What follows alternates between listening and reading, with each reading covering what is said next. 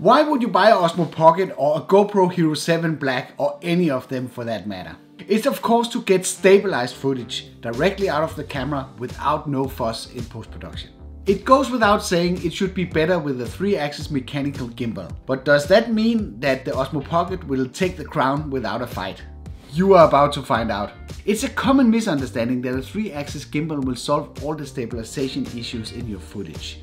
And you might be very disappointed when you learn that vertical movements from walking is actually visible inside the footage, showing like soft waves making the footage go up and down.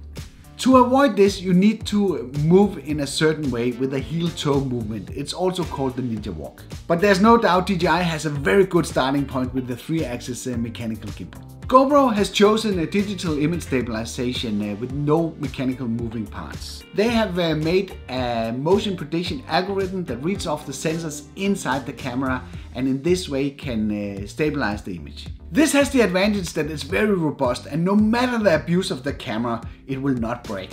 The downside is it's not keeping the horizon flat like it will with the Osmo Pocket. Because I don't have my own Osmo Pocket, I teamed up with my friend to help me out. We planned 2 tests. One is a fixed mount on his electric scooter riding on moderate bumpy roads. The second one is a walking running test with both cameras handheld side by side. Making sure this could be done in the same way, we mounted both cameras on the same boom. The footage once we replay it will look a little bit different, but that is because of the different field of view. Let's replay the electric scooter test.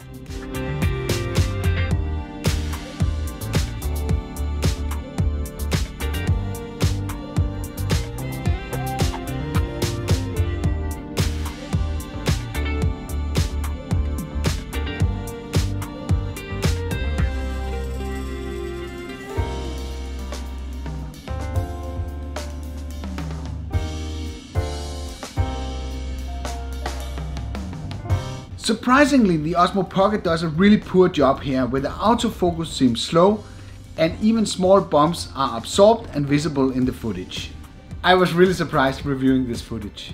The GoPro seems to handle these conditions much better, but I kind of expected that because I tested it out in a previous video on my electric unicycle. But of course, in 4K the GoPro footage looks distorted. This is the classic GoPro look that needs to be fixed in post. But this means that the GoPro Hero 7 Black will take the crown for the fixed mount test on the electric scooter. Now let's look at the walking running test.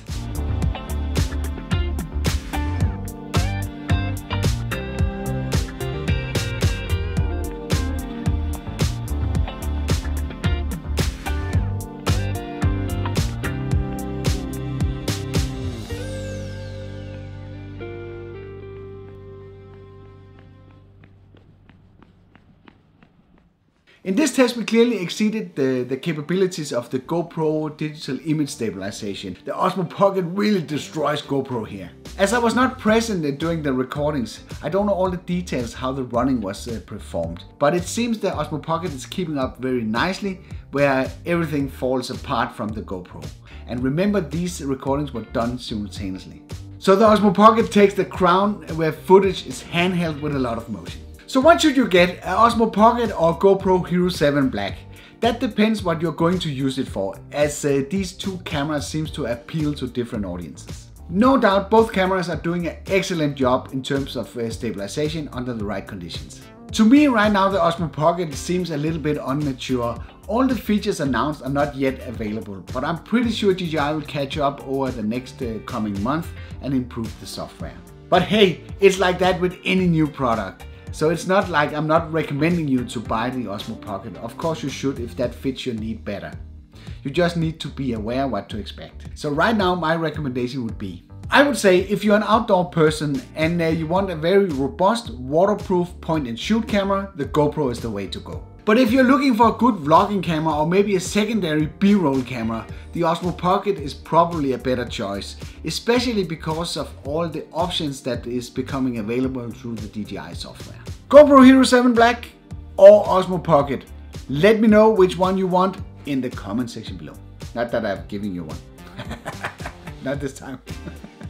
I really hope you found this video useful to make up your mind which of the two cameras that you should get. If so, then give it a like and feel free to share it on Facebook or wherever you discuss camera choices like this for others that might benefit from this knowledge. Have a wonderful day, evening, morning, whenever you watch this video, and see you on the next one. In case you're wondering why my cheeks are completely red today, it's because I've been out riding the electric unicycle in very cold conditions for almost 3 to 4 hours. So I'm feeling kind of hot right now. Just in case you're wondering.